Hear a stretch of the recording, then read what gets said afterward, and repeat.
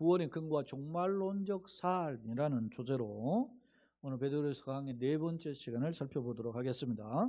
먼저 영상으로 송출되는 서론 부분, 여러분들은 현장에서는 교재를 받으셨는데 교재를 한번 서론 부분 읽겠습니다. 세상은 보이는 기준으로 사람의 마음을 빼앗고 있다. 이러할 때 성도는 어떤 자세가 필요할까? 본문에서 베드로 사도는 성도가 받은 구원의 근거가 무엇인지 상기함과 함께 말세를 사는 삶의 자세로 진리의 순종함으로 형제를 어떻게 해요? 뜨겁게 사랑할 걸 권하고 있다. 자, 종말론적인 성도의 삶은 오늘 본문에서 두 가지인데, 하나는 어떻게 해요? 형제를 뜨겁게 사랑하라. 그렇게 하고, 또 하나는 우리의 거듭난 것이 썩어질 조건이 아닌, 썩어질 씨가 아닌 육체혈통이나 이런 것들이 아닌 언약, 생명의 언약, 영원한 썩지 않냐 하나는 말씀이에요. 천지는 없어지겠거니와 여호와 율법 1.1획도 없어지고 다 이루죠. 그러니까 살아있는 하나님 말씀, 생명의 언약이라는 거예요. 하나님의 말씀은 다 땅에 떨어지고 이루게 되는 그 약속으로 말미암고, 그러니까 우리가 말씀 붙잡고 살아야 된다는 거예요. 그러니까 종말론적 삶은 오늘 교훈은 결론적으로 이야기하면 피차 성도 간에 서로 사랑하라. 그리고 우리가 어떻게 해요? 말씀 붙잡고 살아야 돼요. 근데 그 근거가 어디에 있어요? 우리가 누구의 피로 구원받아요? 예수의 피로 구원받았기 때문에 그 예수의 피로 말미암은 이 땅에 사는 성도가 어떤 삶을 살아야 되는지 이걸 방향성을 제시해요. 자, 오늘 말씀은 좀 짧지만 오늘 내용을 한번 들여다보겠습니다. 자, 20절. 그는 예수님이죠. 창세 전부터 미리 알리신 바 됐어요. 미리 알리신 바, 이게 미리 알리신 바는 말은 계시되었다. 우리에게 알려줘. 하나님, 예수님은 그는 창세 전부터, 빛이 있으라 하시기 전부터 이미 계신 분이라는 거죠. 예수님의 선제성입니다. 자, 요한복음 1장에 보면 1절에 태초에 뭐가 계셔요?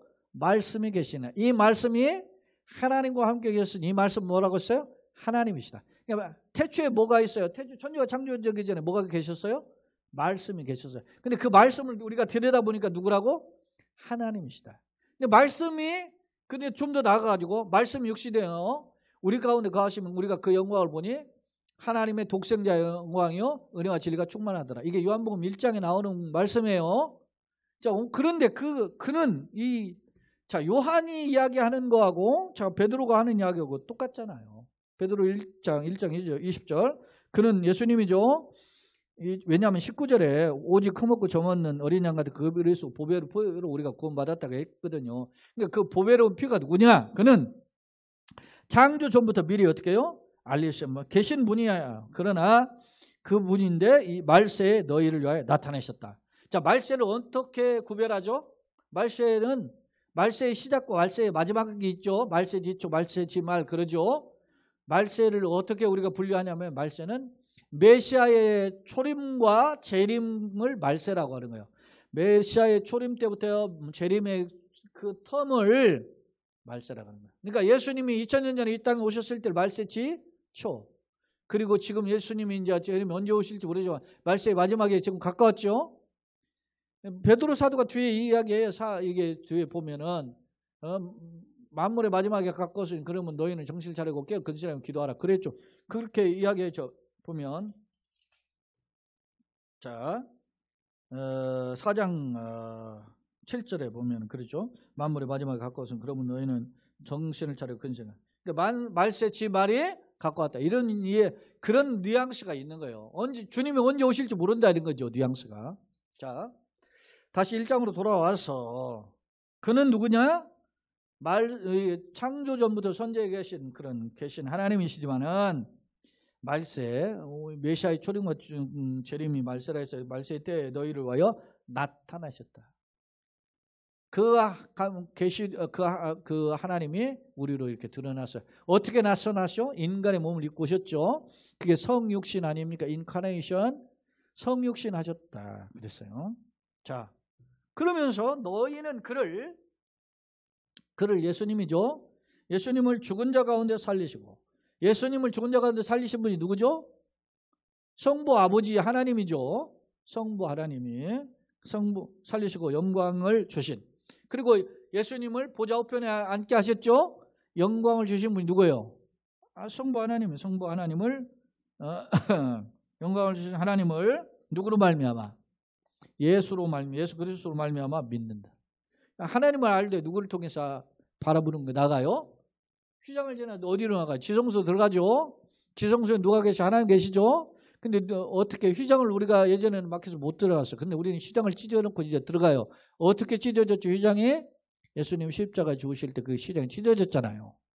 그래서 이제는 우리가 휘장을 지날 수 있는 거예요. 어떻게? 십자가를 붙잡고 나가면, 예수 이름 붙잡고 나면, 예수 그리스도를 붙잡으면 그 휘장을 지나서 지성소에 들어가요. 그래서 그 지성소에 들어가는 사람들 누구죠? 대제사장만 들어가죠. 1년에 한 번. 그것도. 근데 이제는 누구든지 들어갈 수 있죠. 누구를 붙잡으면? 예수를 붙잡으면 예수 이름으로 내가 들어가요. 그래서 내가 누가 되는 거예요? 제사장이 되는 거예요. 그래서 만인 제사장소를 하는 거예요. 이게. 그러니까 내가 기도하면, 내가 하나님께 구하면 응답하시죠. 다. 에? 내가 누구 이름으로 구하죠? 예수 이름으로. 중보자가 누구예요? 예수. 목사가 중보자가 아니야. 목사는 같이 그냥 기도해 줄 그 뿐이지 중보자가 아니에요. 중보자는 오직 예수밖에 없어요. 네? 그러니까 지금도 여전히 말이지 천주교에서 착각하는 거죠. 천주교에서 7성례 중에 하나가 뭐예요? 고해성사가 있죠. 고해성사는 누구를 와서 죄를 용서함 받고 사함 받는 내 죄를 사함 받았노라. 그래 누가 그래요?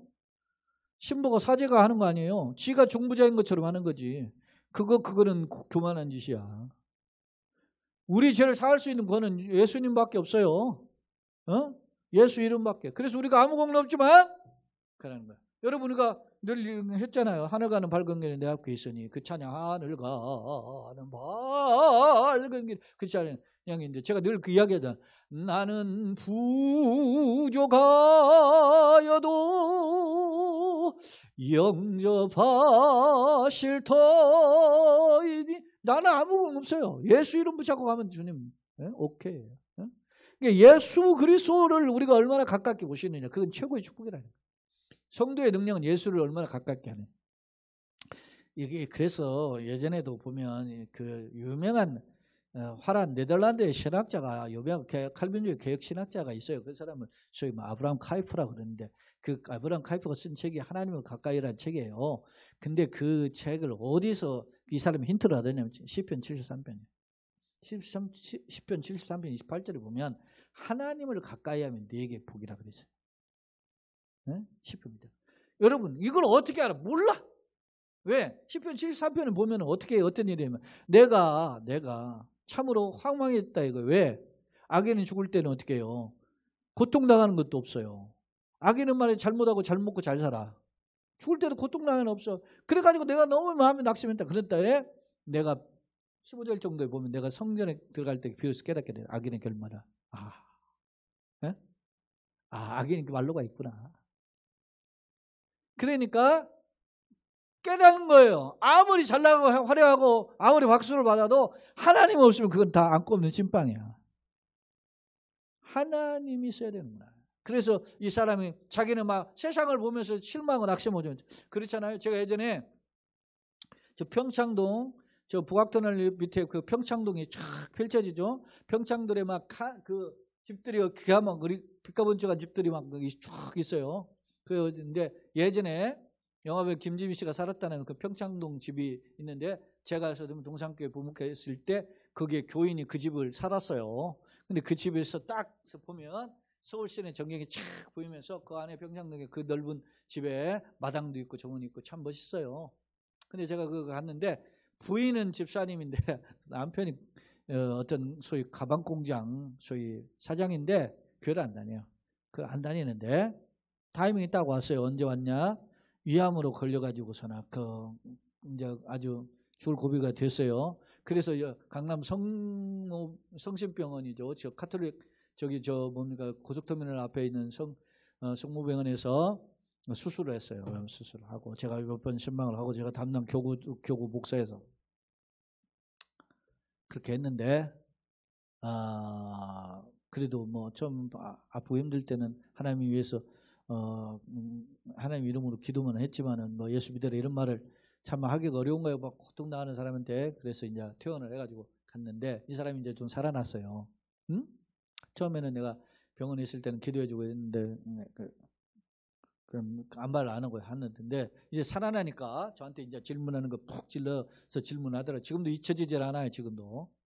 뭐라고 질문하냐면 아니 하나님 계시다면 왜 김일성 같은 놈이 아직도 버젓이 살아있냐고. 제가 그때만 해도 김일성이 막 살아있었어요. 응? 저런 놈이 왜 살아있냐고. 어? 저런 놈들부터 빨리 데려가셔야 되는 게 하나님 살아계시는 거 아닙니까? 막 그러더라고. 그럼 말 맞잖아. 그죠? 사람이 살아계시면 저 푸틱 같은 놈 빨리빨리 목 딱딱 따면 좋겠잖아. 그런 놈들은 또 안 죽어 일찍. 이거 우리가 헷갈리는 거야. 예? 예수님 말씀하시죠. 예수님께서 비유로 말씀하세요. 밭에 나가 보니까 가라지가 있습니다. 가라지 뽑아볼까요? 그랬더니 가만두라. 추수 때 알고 뭐 곡간에 들이고 쭉정은 뭐 불살로 버릴 것이다. 추수날 심판날이 있는 거예요. 여러분 부자 제가 그 분한테 그래서 뭘 이야기할까 하다가 누가복음 16장에 부자와 나사로 이야기를 했어요. 네? 부자는 매일 잔치를 하죠. 나사로는 그 잔치하는 떨어지는 그 상의 부스러기를 얻어먹으려고도 제대로 못 먹어요. 몸이 헐어가지고 말이지 악창이 나고 개들이 와서 자기를 핥아요. 그러다가 결국 죽었어요. 나사로는. 그리고 얼마 있다가 부자도 죽었어요. 그런데 서로 다른 곳에 있는 거예요. 나사로는 아브라함 품에 있어요. 천국에 있는 거죠. 부자는 지옥불에 떨어져 고통당하고 했어요. 그때 아브라함을 향하여 저 천국에 있는 나사로의 모습을 보였는데 나사로의 손끝에 물을 찍죠. 내 혀에 한 방울 떨어뜨려 줬으면 좋겠습니다. 그랬더니 아브라함 이야기하잖아요. 너와 우리 사이는 구렁이 깊어서 건너갈 수도 없고 갈 수도 없다. 그러니 아무리 찍어줄 수가 없다.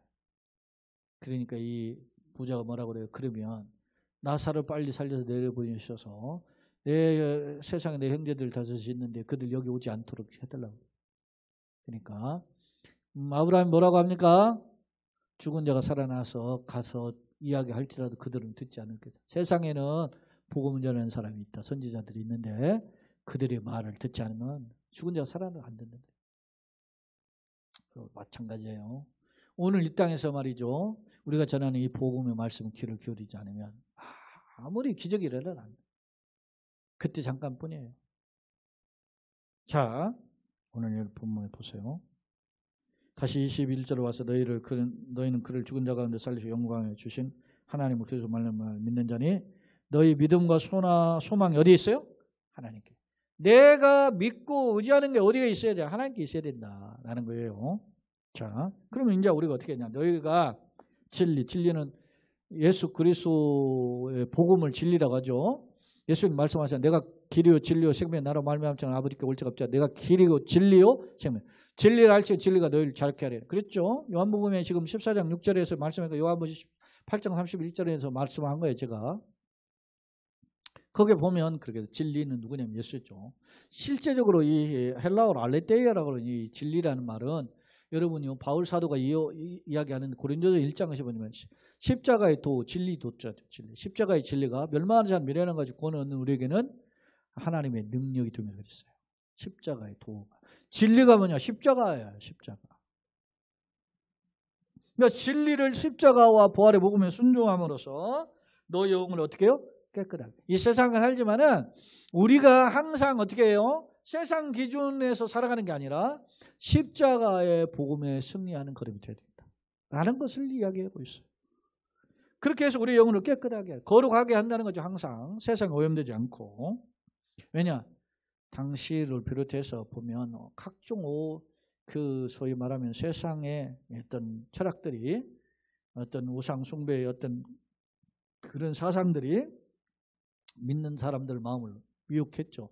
오늘날도 뭐 우리가 지금 동성애 뭐 이렇게 대표적인 게 이런 거 가지고 지금 그렇긴 한데 이것뿐만이 아니라 얼마나 많습니까? 오염이 돼, 네?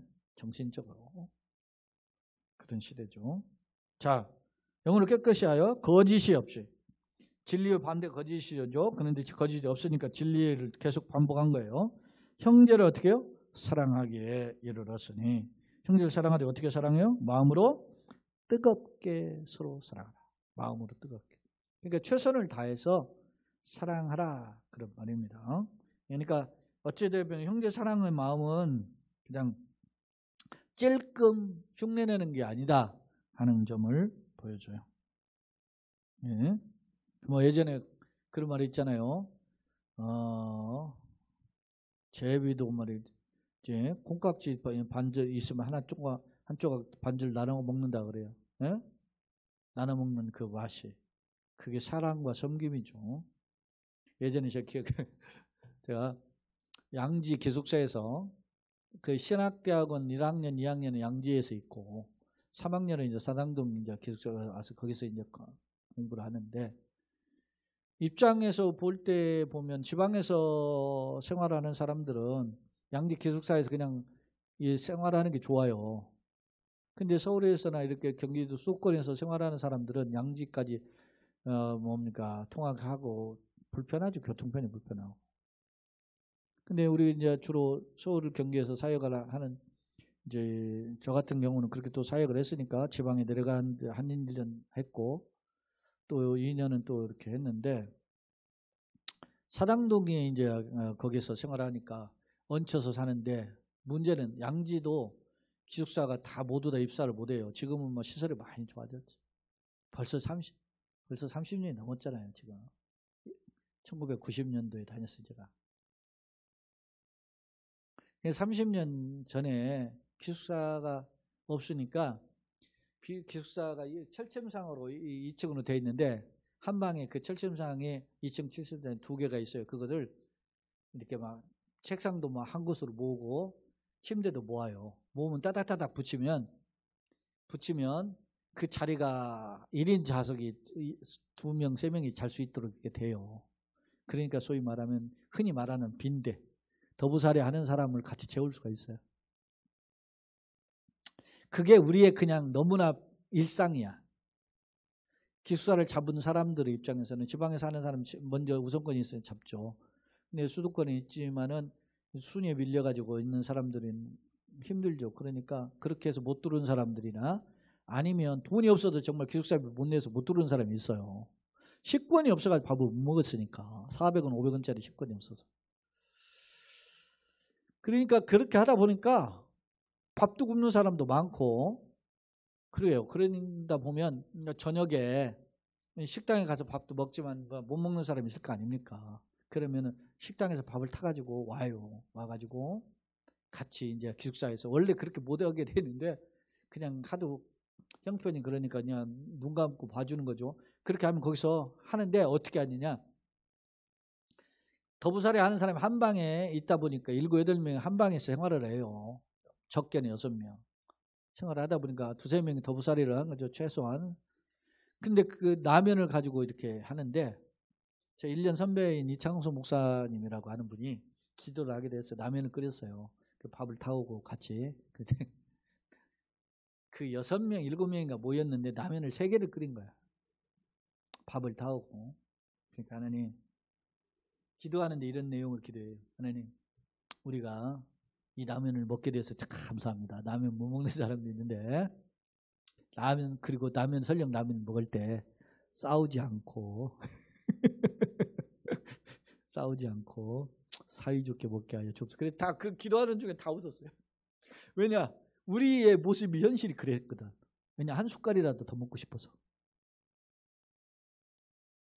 그 라면이 뭐라고? 지금 생각해 보니 그래. 그 라면이 뭐라고? 근데 그때는 그랬어요. 제가 전도사 사역을 하면서 사례를 받으면 제일 먼저 식권을 사요. 식권을 여러분 새끼 먹으려면 한 달이면 90개를 사야 되잖아요. 90개 살 만한 여력이 안 돼요. 그러니까 한 60개 정도 사요. 하루에 2끼는 먹고 해야 되겠다. 그렇게 60개를 사면 그걸 가지고 있다가 이 친구 저 친구가 밥을 못 먹잖아요. 그러면 하나씩 떼서 줘요. 뭐 몇 장도 5장도 줄 때도 있고 뭐 줘요. 그러면 그 내가 식권 애순양 사면 열흘이 못 가서 그게 다 날라가요. 그리고 후회할 때가 있어요. 아, 내가 좀 식권 좀 덜 살 거. 이거 어차피 없어지는 거. 왜냐? 사례를 거의 다 이 식권을 사는 거니까. 교통비하고 식권이 이제 사례가 열악하죠. 생각해 보세요. 마음으로 뜨겁게 서로 사랑하라. 지금 제가 30년 전 이야기 하는데 2000년 전 상상이 됩니까? 2000년 전에 어떻게 사랑합니까? 핍박받습니다. 예수 믿다가 잡혀갑니다. 고난당합니다. 사랑하려면 물질이 들어 돈이 들어가야 돼요. 어렵습니다. 이게 과연 가능할까요? 여러분요. 사랑은 자기 것을 내주는 것이 사랑입니다. 예수님이 십자가에 자기를 내준 것처럼 어려워요. 오늘날 같이 이렇게 각박한 시대에 지도자가, 제가 칼럼 썼잖아요. 지도자가 자기는 살고 닭은 주겠다고 뭐 지금 비아냥거리는 말을 듣잖아요. 예? 자기는 막 겨우 말이지, 예? 검찰 수사 피하려고 말이지 국회의원이 내려가지고 떠났다고. 지도자답지 못해. 내가 보기에는 찌질이지. 그건 찌질이. 그런데 뭐 그게 대통령감이라고. 예. 우리나라가 그만큼 썩었다는 거예요. 지금 나라가 지도자감이 없어요. 예? 뭐 현재 대통령 된 사람도 못마땅한 건 마찬가지인데 우리나라 이게 암담한 거예요. 그럼 교회가 그게 있어야 될 거 아닙니까? 교회가 있어요? 교회 다니면 예수를 믿으면, 여러분요, 교회 다니면 교회에 와가지고 예수를 믿으면 좀 쓴소리를 듣고 와가지고 내가 정신 차리고 바짝 해가지고 아, 이렇다고 살면 안 되겠구나 하고 가야 되잖아요. 근데 지금 한국교회 보세요. 와서 쓴소리 듣고 가는 사람이 얼마나 있어. 와가지고 사람 복 받으라 은혜 받으라 아멘 할렐루야만 하다 가는 거지. 예? 안타까운 거예요. 지금 한국교회 정신 차려야 돼요. 자, 보세요. 뜨겁게 사랑하라. 자, 과연 내가 사랑하는가를 한번 돌아보게 돼요. 그 다음에 이제 23절 25절인데 너희가 거듭난 것은 소위 중생은 내가 예수 영접해서 하나님의 백성 됐다는 말이죠. 썩어질 씨로 된 것이 아니에요. 어떤 혈통이나 인간 어떤 그냥 없어질 씨는 이게 어떤 말씀인데 말씀이 없어지는 말씀 아니에요. 세상 말씀이죠. 그런 거는. 세상 여러분 유행이라는 것은 없어지는 것은 유행에 따라서 없어지는 것은 그건 진리가 아니에요. 진리는 100년이자 1000년이자 변함이 없는 게 진리예요. 그죠? 그게 진리지. 그러니까 진리가 고리타분하게 느껴지는 거예요. 세상이 뭐 얼마나 변화가 무쌍합니까? 어? 세상은 말이죠. 도덕도 막 바뀌잖아요. 제가 그저께인가 제가 인터넷에 보니까 어떤 여자가 글을 올렸어요. 뭐라고 올렸느냐. 내가 직장에서 저기 하는 상사하고한테 내가 자기 오빠라고 불렀다. 그러나 나는 그를 잠자리에도 한 번 한 적이 없고 뭐 그런 적도 없다. 그래 영화도 같이 본 적은 있다. 그럼 내가 어떻게 불륜이냐. 근데 그 부인이 그 오빠라고 부르는 그 직장 상사 남자의 부인이 자기를 상간녀로 고소했다는 거예요. 어찌 내가 상간녀냐 하고 살아. 글을 올렸더라고. 그래서 내가 이때 댓글 들어가 봤더니 상간녀 맞고만 하면서 막 글이 쭉 붙었더라고. 어? 아니 꼭 뭐 그 못된 짓만 해야만 그 상간녀냐고. 생각 마인드가 틀려먹었잖아요. 이게 지금 옛날 같았으면은요, 돌 맞아 죽어야 돼. 지금 이 세상이 지금 난장판이라니까?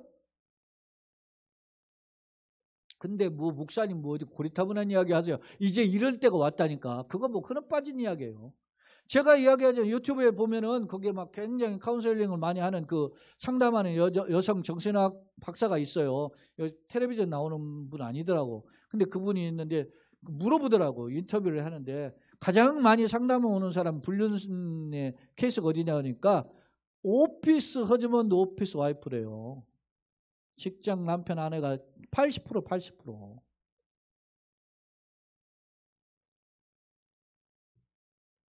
그러니까 이게 지금 막 까먹은 거예요. 이게 세상이. 예? 그런 생각머리가 없어야 되는. 근데 그 사람들 80% 중에 전부 다 불신자겠지? 예수 믿는 사람은 아니겠지?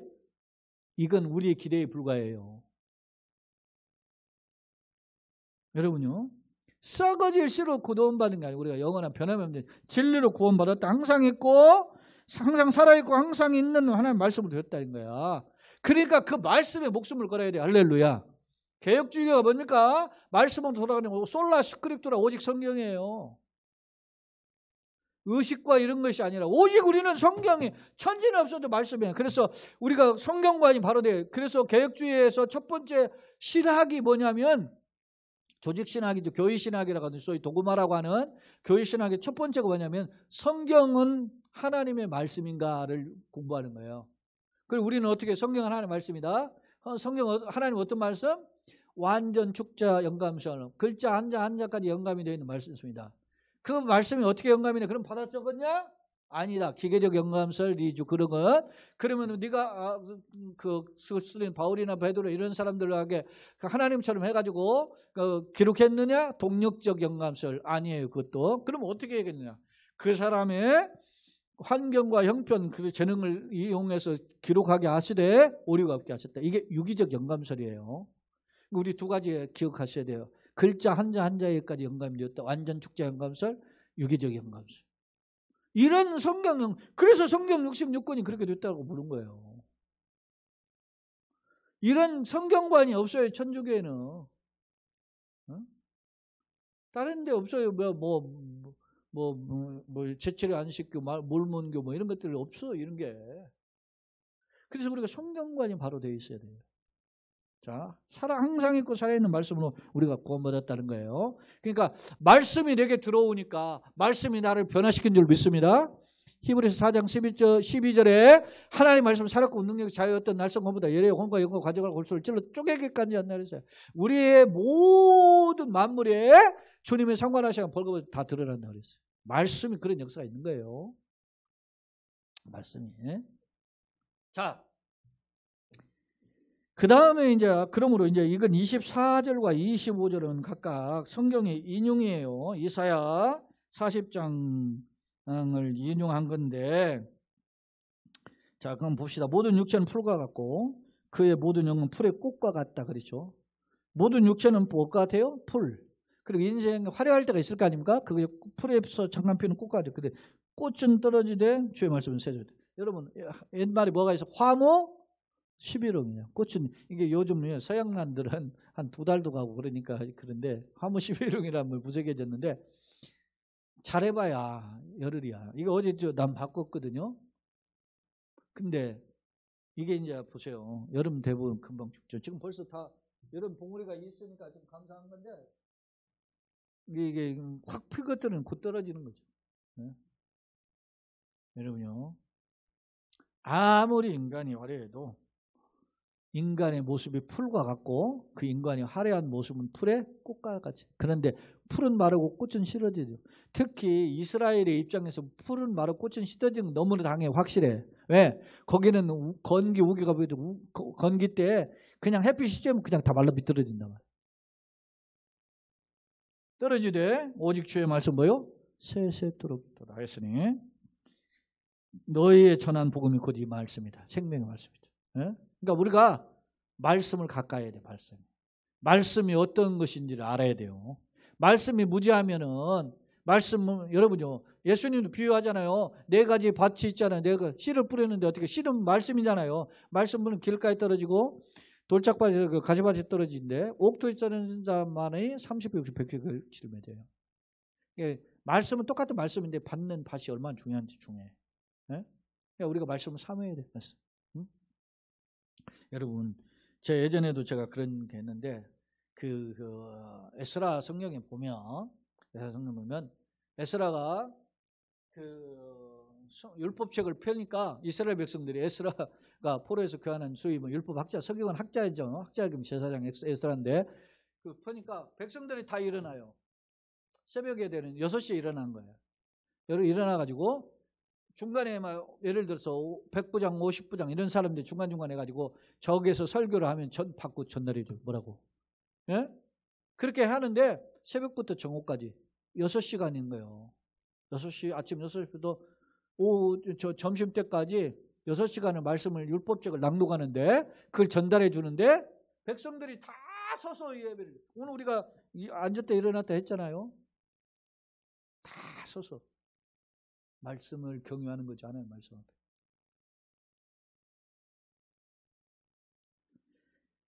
자, 두 번째 화면입니다. 세상은 보이는 기준으로 사람의 마음을 빼앗고 있죠. 두 번째 화면. 자, 우리가 구원받음은 어린 양 같은 그리스도 보배의 피로 말미암았다. 20절 창세전과 말세를 비교하는데 창세전과 말세는 어떤 의미가 있는가 보세요. 하나님의 사역은 시종일관 신실하게 된다. 창세전에도 예수님이 준비하셨죠. 말세에는 누가 와서 하죠? 예수님. 그때나 이때나 누가 결국 시작과 끝을 누구예요? 예수님. 그래서 나는 뭐라고? 알파와 오메가 처음과 나중이 시작과 끝이라 그러잖아요. 예수님은 창조주이시면서 뭐요? 심판주이시다. 그런 거죠. 자, 미리 알리신 바 아까 구속사역을 이야기해. 구속사역이 완벽하다는 거죠. 그냥 하나님이 눈감 땡금으로 구원을 계획한 게 아니고 이미 창세 전부터 구원을 계획하셨어요. 할렐루야. 이걸 뭐라고 하죠? 신학적으로 예정이라고. 예정. 예? 예정에는 선택받은 게 있고 버림 그냥 내버려 둔 것이 있어요. 유기가 있죠. 예? 그래서 신학이 중요한 거야. 그게 신학이 아무나 눈감 땡금한 게 아니라 성경을 다 이렇게 분석해 놓은 거 아니겠습니까? 그 다음에 창세전은 메시아의 신성 사역을 예수님이 창조 전부터 창세전에 계셨다는 것을 이야기하고 말세는 예수님이 구속하시고 부활의 마지막 최종 완성을 보여주는 증거예요. 또한 창세전과 말세의 구원 사역을 하나님이 누가요? 주도하였고 인간의 타락도 파괴할 수 없다.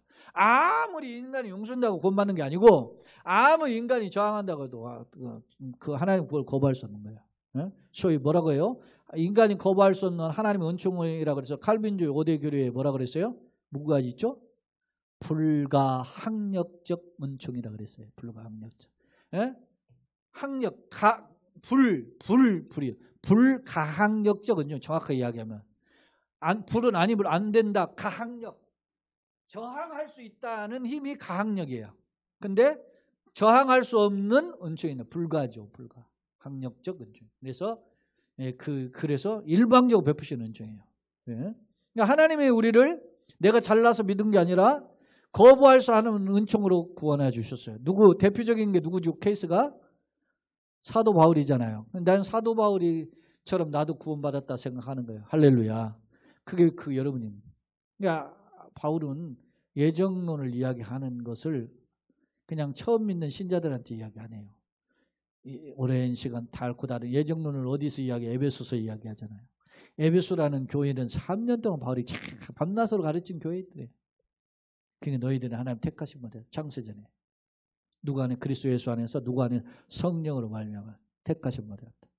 그런 비밀을 너희에게 성령으로 조망하셔서 너희 영안이 눈을 열려서 하나님의 그 비밀을 깨달아 알기를 원하노라. 그렇게 기도하잖아요. 자, 두 번째 생명으로 거듭난 자는 진리에 순종하여 형제를 뜨겁게 사랑한다. 종말론적 삶이죠. 그 다음에 이제 성도의 중생은 생명으로 되었기 때문에 생명의 말씀으로 됐죠. 영원한 약속을 붙잡고 우리는 달려가야 된다. 이사야 40장의 말씀을 인용한 거예요. 왜? 천지는 없어지지만 말씀이 있죠. 육체는 사라지지만 말씀이 있는 것처럼 영생의 말씀이다 하는 것입니다. 자, 세 번째 단락은 거룩에 이르는 길이에요. 자, 거룩의 표본은 누구냐? 내가 거룩하니 너희도 거룩하라. 하나님은 거룩하다. 레위기 11장 44절 45절 그리고 19장 2절에 보면 레위기의 주제 구절이죠. 이게 내가 거룩하니 너희도 거룩하라. 하나님은 거룩하신 분이죠. 그럼 우리가 거룩을 해야 되는 이유가 뭐냐? 성도는 예수를 영접한 하나님이 뭐가 됐어요? 자녀가 돼가지고 왕같은 제사장이 됐죠. 그 거룩한 자가 됐기 때문에 이제 거룩하게 살아야 된다는 거예요. 그러니까 써가지고 구속과 욕심을 버리고 이제 거룩을 쫓아 살아야 되는 것이 성도의 삶 방향성이에요. 자, 거룩에 이르는 길은 뭐냐? 진리에 순종하는. 그러니까 디모데전서에도 보면은 바울이 이야기하잖아요. 육체 연습 약간의 유익이다. 그러니까 뭘 안 먹고 안 노력한다고 거룩해진다고 생각해. 누가? 영지주의자들이 SNF라든지 이런 사람들은 안 먹고 절제 금욕주의자들이 한마디로 이 사람들. 그런 사람들은 제가 거룩해 준다고 생각해요. 그런데 그거는 바울이 이야기하죠. 약간의 유익은 있지만 뭐요? 경건은 범사의 유익이다. 그 경건이 뭐냐? 말씀과 기도로 거룩이지. 할렐루야. 그러니까 말씀과 기도 생활을 바로 하는 사람은 절제 생활을 하는 사람보다 훨씬 훌륭하다. 할렐루야. 이게 성경의 약속이에요, 이게. 이게 내가 하는 말이 아니에요. 성경이 하시는 말씀이에요. 자, 거룩에 이르는 길은 바로 그렇다. 그러니 말씀에 붙들려야 한다. 교훈. 거듭난 자임을 깨닫고 예수를 본받아 거룩하고 생명의 약속을 붙잡고 살아야 된다라는 것입니다. 자, 결론입니다. 앞서 베드로 사도는 성도는 그리스도의 보배로운 피로 구원받았기에 나그네 인생 중에 하나님 자녀답게 거룩할 것을 권면한 바 있다. 본문에서는 구원의 비밀을 간직한 성도는 한 걸음 더 나아가 진리의 순종함은 물론 형제를 뜨겁게 사랑할 것을 권하고 있으며 또한 성도의 거듭남은 썩어질 씨가 아니라 살아있고 영원한 생명의 말씀으로 말미암았음을 상기하고 있다. 이제 성화의 주체이자 거룩함으로 변화된 주체이자 그 모델이신 예수님을 닮아가면 물론 온전한 진리에 적극 순종함이 거룩에 이르는 길임을 보여주고 있다. 껍질 자랑이 난무한데 이 세상 안에서 우리가 말씀 안에서 예수를 기뻐하고 예수와 동행하는 승리자들이 다 되시길 예수님의 이름으로 축원합니다. 아멘.